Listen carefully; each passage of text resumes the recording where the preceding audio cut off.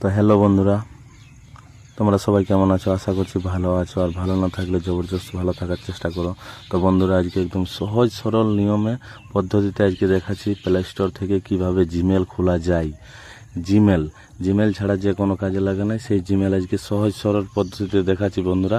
তো এই আমার হচ্ছে জিমেল, প্লে স্টোরে এসে আমি দেখছি এইখানে অ্যাড জিমেলে ক্লিক করার পরে এখানে অ্যাড আনাদার জিমেলে ক্লিক করার পরে এখানে গুগলে ক্লিক করতে হবে। গুগলে ক্লিক করার পরে এখানে চেকিং ইনফো আসছে। চেকিং ইনফোর পর দেখা যাক কি আসছে, ইমেল আর ফোন নম্বর। এইখানে ফর মাই পার্সোনাল ইউজ, এইখানে আমার নিজের নামটা দিব, তোমাদের যে নাম হবে সেই নামটি দিবে। এইখানে টাইটেল, আমার টাইটেল যে হিসাবে এটা, তোমাদের টাইটেল যেটা। এখানে ডে মান্থ ইয়ার, আপনার জন্ম তারিখটা এইখানে দিয়ে দিবেন।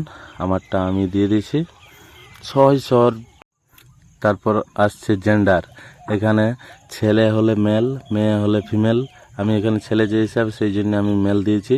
এইখানে ক্রিয়েট জিমেল অ্যাড্রেস, এইখানে আপনি শুদ্ধভাবে আপনার নাম যে কোনো মেল দিবেন, এইখানে শুদ্ধভাবে দিন, কারণ এই মেলটাই আপনার থাকবে। তারপর আসছে নেক্সট করে পাসওয়ার্ড, আপনার নিজের পছন্দ মতো পাসওয়ার্ড দিন। এখানে পছন্দ মতো পাসওয়ার্ড দিয়ে তারপরে এখানে নেক্সট করো।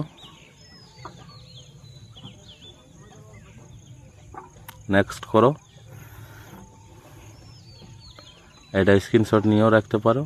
এখানে আপনি মেলটা সেভ অথবা নাও রাখতে পারেন সেভ। এখানে ইয়েস, এখানে অলরেডি হয়ে গেছে মেলটি খোলা।